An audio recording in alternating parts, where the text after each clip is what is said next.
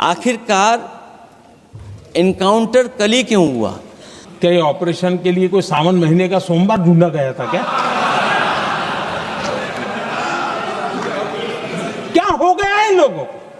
पराक्रम, वीरता और अदम्य शौर्य की जो उन्होंने परिचय दिया, उसके लिए फौज को मैं बधाई देता हूं।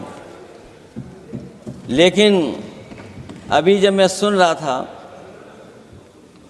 ये जो अभी आतंकवादी मारे गए हैं, आतंकवादी मारे जाते हैं, हम सब पक्ष में हैं, लेकिन हर जगह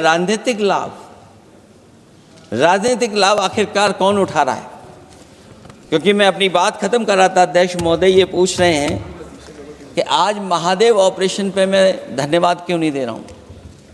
अध्यक्ष महोदय, जिस समय समर्थन की बात आई, पूरे देश के जितने भी राजनीतिक दल हैं वो आपके साथ थे।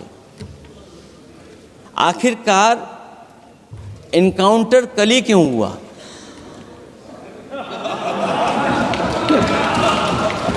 और अध्यक्ष महोदय, फिर वही बात मैं दोहराऊं जिसकी वजह से पहलगाम हुआ, जिसकी वजह से पुलवामा हुआ। अगर ये इतना ही टेक्नोलॉजी और इन सब चीज़ों को समझते हैं और जानते हैं, इतना ही टेक्नोलॉजी और इन चीज़ों को सब समझते हैं, तो आखिरकार अध्यक्ष महोदय, पुलवामा में जो गाड़ी में RDX आया, वो गाड़ी आज तक क्यों नहीं पकड़ी गई? और शायद भारतीय जनता पार्टी के लोग ये जानते होंगे कि बहुत सारे विभाग सरकार के होते हैं, सैटेलाइट इमेजेस देते हैं। अगर आज भी भारतीय जनता पार्टी चाहे तो पुलवामा में जो गाड़ी आई है, सैटेलाइट इमेजेस से वो पता कर सकती है कि वो किस रास्ते से वो गाड़ी आई थी। आप हिम्मत क्यों नहीं जुटा पा रहे हैं उसके लिए? और फिर पहलगाम में किसी भी दल ने आपके साथ किसी तरह की राजनीतिक बातचीत नहीं की, लेकिन राजनीतिक लाभ आपने कांग्रेस पार्टी से भी उठाने की कोशिश की, हमारे से भी उठाने की कोशिश की। अगर डेलीगेशन भेजना ही था आपको, तो पॉलिटिकल पार्टीज तय करती हैं, आप नहीं तय कर सकते। ये राजनीति कौन कर रहा है? और फिर अध्यक्ष महोदय, राजनीति करने वाले वो लोग जो अपने चुनावी भाषण में कह रहे थे कि POK हम 6 महीने में ले लेंगे, हम अक्साई चिन्ह ले लेंगे। इसीलिए मैंने सवाल पूछा अध्यक्ष महोदय सरकार से कि जिस समय सरकार में भारतीय जनता पार्टी आई, उस समय भारत का क्षेत्रफल क्या था और भारत का क्षेत्रफल आज क्या है? क्या 5 फिंगर्स, पेंगोंग लेक, गलवान घाटी, रजांगला, उसका जवाब किसके पास है? सरकार के पास है क्या कि नहीं है? आदरणीय अध्यक्ष जी, एक बिल्कुल कांग्रेस के नए सदस्य, यानी उनको तो क्षमा करनी चाहिए, नए सदस्य को क्या कहेंगे, लेकिन कांग्रेस के आका जो उनको लिख करके देते हैं और उनसे बुलवाते हैं, खुद में हिम्मत नहीं है, उनसे बुलवाते हैं कि ऑपरेशन सिंदूर, ये तो तमाशा था, ये आतंकवादियों ने जिन 26 लोगों को मौत के घाट उतारा था ना, उस भयंकर क्रूर घटना पर ये तेजाब छिड़कने वाला पाप है। तमाशा कहते हो? आपकी असहमति हो सकती है, और ये कांग्रेस के नेता बुलवाते हैं।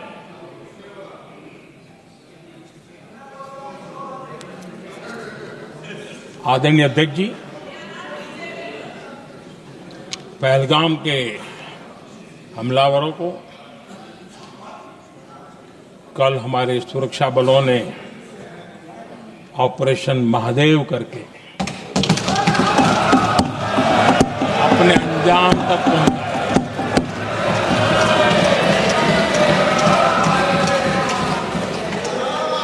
लेकिन मैं हैरान हूं कि यहां ठहाके लगा के पूछा गया कि आखिर ये कल ही क्यों हुआ।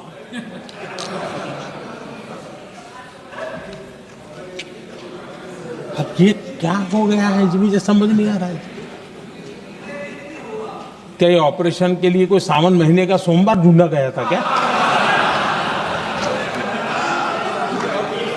क्या हो गया है इन लोगों को? हताशा, निराशा इस हद तक।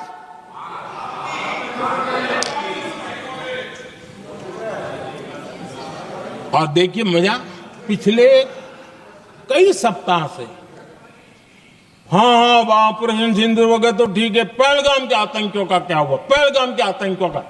अब हुआ तो कल क्यों हुआ?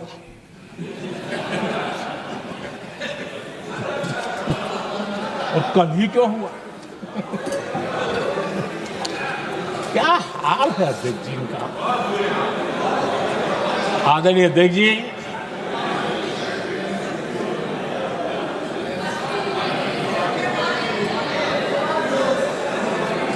आदरणीय अध्यक्ष जी,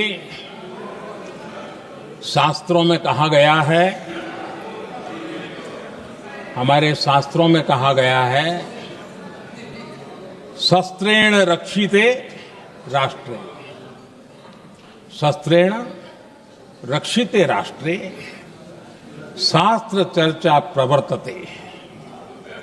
अर्थात जब राष्ट्र शस्त्र से सुरक्षित होते हैं तभी वहां शास्त्र की, ज्ञान की चर्चाएं जन्म ले पाती है। जब सीमा पर सेनाएं मजबूत होती है तभी लोकतंत्र प्रखर होता है। आदरणीय अध्यक्ष जी, ऑपरेशन सिंदूर बीते दशक में भारत की सेना के सशक्तिकरण का एक साक्षात प्रमाण है। ऐसे ही नहीं हुआ है।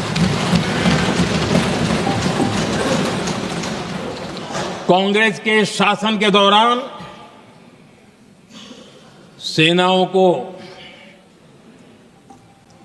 आत्मनिर्भर बनाने के संबंध में सोचा तक नहीं जाता था।